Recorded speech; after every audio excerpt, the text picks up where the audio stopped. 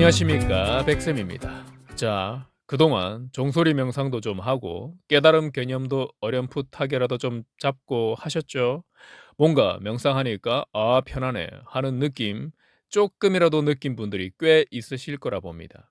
우리가 일상에서 그렇게 내 마음 손쉽게 편하게 만드는 경험을 잘 할 수 있습니까? 그럴 일이 잘 없죠. 그런데 깊든 얕든 명상으로 살짝이라도 편해져 보는 경험을 하셨다면 사실 신기하고 대단한 거 아닙니까? 살짝이라도 알딸딸 하실 때 몸에서 세로토닌 뿜뿜 나온 겁니다. 개꿀이죠. 그 꿀맛 조금이라도 맛봤고 또 맛볼 줄 아는 구독자분들이 이제 꽤 있으실 거라고 봅니다. 그래서 오늘은 그 깨어있는 힘으로 내면화를 돌보는 실습 한 가지를 가볍게 해보고자 합니다. 해보기 전에 명상 만트라 모른다 괜찮다 고맙다 사랑한다 의 뜻을 정리하고 가시죠. 우리가 명상할 때 모른다 괜찮다 고맙다 사랑한다 이건 많이 했죠. 비슷한 걸로 다 필요 없다 뭐 이런 것도 했고요.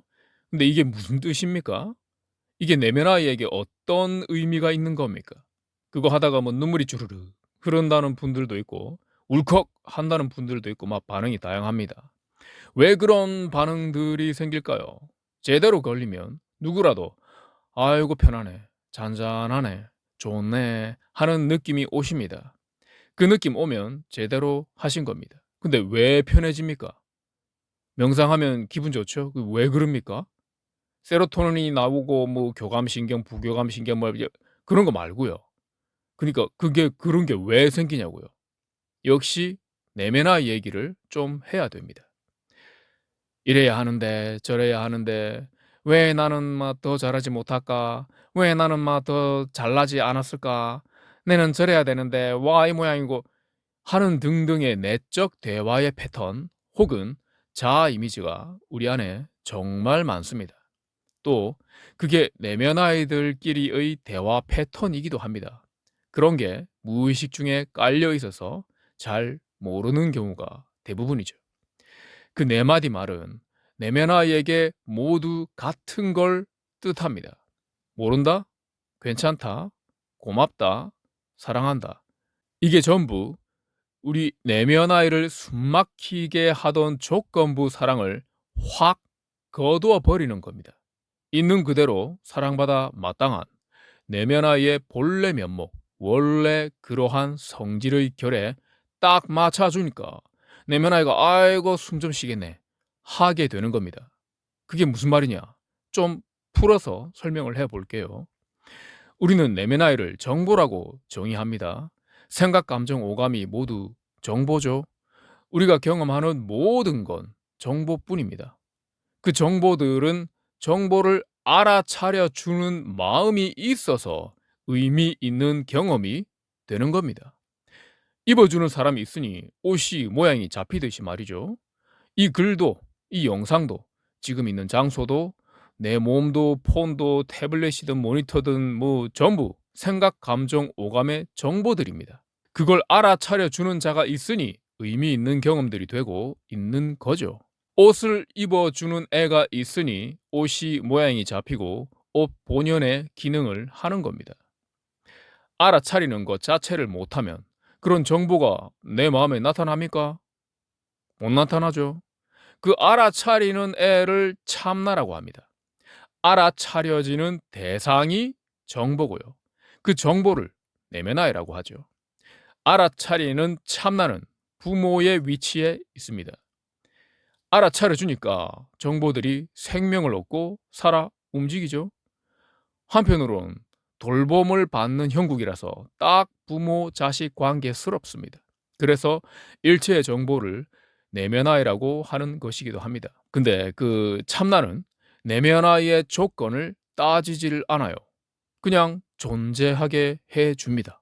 못나든 잘나든 그냥 존재하게 해줘요. 못생겼다 잘생겼다 이런 거 안 따지고 그저 존재하게 해줍니다. 내면화의 입장에서는 아무 조건을 따지지 않고 존재하게 해주는 대자대비한 부처님, 하느님, 부모님이죠. 생긴 대로 놀면 편하고 자유롭죠. 물고기는 물에서 놀 때 편하고 자유롭고 지렁이는 땅속에서 놀 때 편하고 자유롭습니다. 내면 아이는 조건 없이 사랑받을 때 편하고 자유롭습니다.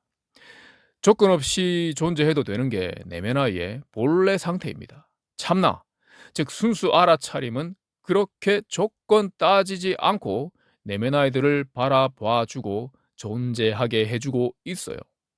그게 본래의 상태입니다. 내면 아이가 그 본래의 상태를 회복하면 편안해지고 자유로워지는 겁니다. 몰라, 괜찮아, 고마워, 사랑해 같은 말은 그 본래 내면 아이의 상태를 회복시키는 말입니다. 조건 따지지 않고 모른다, 있는 모습 그대로 괜찮다, 그 모습 그대로 있어줘서 고맙다, 있는 그대로 사랑한다, 이겁니다. 뭘 해줘서 고맙고 사랑하는 게 아닙니다. 전부 있는 그대로의 내면 아이를 수용하는 말입니다. 그래서 제대로 그 말들에 몰입해 들어가면 편안해지는 겁니다. 그 편안함이나 희열, 감동, 눈물은 내면 아이가 본래의 자기 자신다워지고 편안해지면서 올라오는 감정인 겁니다. 이번 시험 전 과목 100점 안 받으면 쫓아내버릴 기다, 한강 다리 밑에 버리버릴 기다 하면은 애가 바짝 긴장해서 안 하던 실수까지 하고 막 그러죠. 하지만은 갑자기 빵점 받아도 되고 100점 받아도 되고 엄빠는 그런 거 모른다, 그냥 네가 있는 걸로 딱 좋다, 있어줘서 고맙고 그냥 너라서 사랑한다 이러면 애가 긴장이 확 풀리면서 때에 따라서는 울음이 터져 나올지도 모르겠죠. 놀이터에서 무릎 다쳐갖고 참고 있다가 엄빠가 나타나면 그제서야 애는 웁니다. 상처를 돌봐줄 수 있는 엄빠가 나타나면 아이는 안도의 울음을 터뜨립니다. 관심을 받을 수 있고 사랑을 받을 수 있다는 걸 알게 되면 드디어 울음으로 사랑해달라는 신호를 보내는 것이기도 합니다. 몰갱고사, 이거는 엄빠다운 엄빠, 돌보미가 나타나게 하는 것이기도 한 겁니다. 엄빠의 등장만으로 내면 아이가 마음을 좀 열고 무장해제하기도 하죠. 그게 몰라, 괜찮아, 고마워, 사랑해, 요거의 중요한 의미 중에 하나입니다. 특별히 시간을 내서 종소리 명상이나 몰갱고사 해도 되지만 일상 속에도 조금씩 스며들게 해 보십시오. 몰라, 괜찮아, 고마워, 사랑해 마음속으로 해도 됩니다. 일하다가 잠깐 쉴 때, 산책할 때 틈틈이 할 수 있습니다. 다 모르겠고 그냥 내가 존재하기만 하는 느낌에 집중을 찰나 해 보시는 거죠. 하지만은 운전하거나 좀 집중해서 해야 될 때 그때는 너무 진하게 하면 안 되겠죠. 운전 중에 알딸딸해져 버리면 곤란할 수도 있으니까요. 몰갱고사를 좀 진하게 때리고 나서 편하다, 느긋하다, 좀 기분이 조금이라도 좋아졌다 싶을 때 그 느낌이 가시기 전에 이 작업을 한번 해봅시다. 마음속의 분노, 미운 사람, 증오를 품고 있는 대상 등에 대한 감정을 글로 한번 쏟아보는 겁니다. 기왕이면 타이핑이 아니라 손글씨로 해봅시다. 분노의 악피를 휘갈겨 보는 것도 좋고요. 쓰고 나서 누구에게도 보여주지 마십시오. 자신과 내면 아이 둘만의 마음의 편지입니다. 저는 쓰고 지우기 편한 전자노트 같은 거를 사용했는데 좋더라고요. 쓰고 나서 심호흡 좀 하고 깨어있는 느낌 잡고 차분하게 아이의 감정을 있는 그대로 수용해 주듯이 읽어주세요. 그래, 그랬구나, 그렇구나, 그래, 그랬구만 하면서 베테랑 심리 상담사가 된 듯이 고개도 끄덕여 주든가 하면서 그저 판단 없이 쭉 읽어주기만 하십시오. 다 읽고 나서 미세한 판단, 비판, 저항의 낌새가 조금이라도 올라오는지 한번 살펴보시고 내 마음속에 보이면 바로 모른다, 괜찮다 하면서 판단 중지 상태로 들어가 버리십시오. 그 비판, 판단, 저항도 내면 아이의 목소리죠. 무시하는 게 아니라 글로 아픔을 쏟아낸 내면 아이의 마음을 받아주는 작업을 하는 겁니다. 부모에 대한 원망과 분노의 감정도 좋고 형제나 친구, 내게 해를 가한 누구를 향한 것도 좋습니다. 글의 내용이 선 넘는 욕설과 차마 입에 담기 힘든 개쌍욕, 저주라도 좋습니다. 내면아이의 아픈 마음과 분노의 감정은 그 자체로 진실입니다. 그 감정은 감정 그 자체로서 고스란히 옳습니다. 설사 뭐 내용이 막 부당하고 비윤리적이고 얼탱이 없다 해도 그 아이는 그 감정을 느낀 겁니다. 그거를 비판하거나 판단하지 말고 그대로 쏟아내 주십시오. 여과 없이 쏟아내기 위해서는 용기가 필요할 수도 있습니다. 그 용기는 역시나 판단하지 않고 있는 그대로 수용해주는 깨어있는 마음의 힘이 있을 때 더 잘 발휘되겠죠. 어디서도 드러내 보일 수 없었던 날것의 추한 감정과 기억도 한번 쏟아내 보십시오. 그리고 그 편지를 아무런 비판, 판단도 하지 않으면서 읽어주는 겁니다. 다 읽고 나면 둘만의 기억 속에 남기고 싹 지워버리십시오.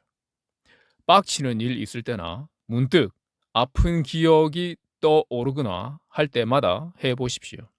매일 일기 쓰듯이 뭐 해보는 것도 좋지만은 억지로 안 좋은 기억들을 끄집어내서 할 필요까지는 없겠죠.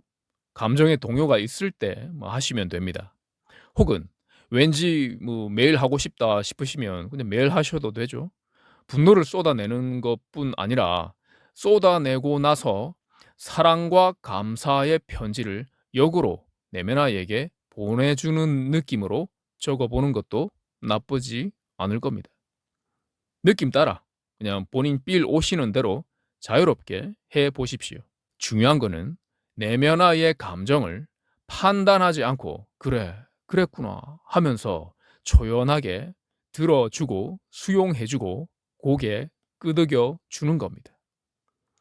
이게 효과를 잘 보려면 깨어있는 마음의 힘이 필요합니다. 그래서 평소에 자주 많이 몰괭고사 해 주시면 좋습니다. 판단 중지된 의식 상태에 잘 머물수록 마음의 편지 효과가 더 좋을 겁니다. 일상 속에 몰괭고사, 명상, 짬짬이 꾸준히 하시면서 마음의 편지를 함 써 봅시다. 오늘은 막 깔끔하게 내면의 돌봄을 마음의 편지로 해보는 거 한번 배워봤습니다. 구독, 좋아요, 댓글, 알람 설정, 공유는 사랑입니다. 차, 어디 보자. 오.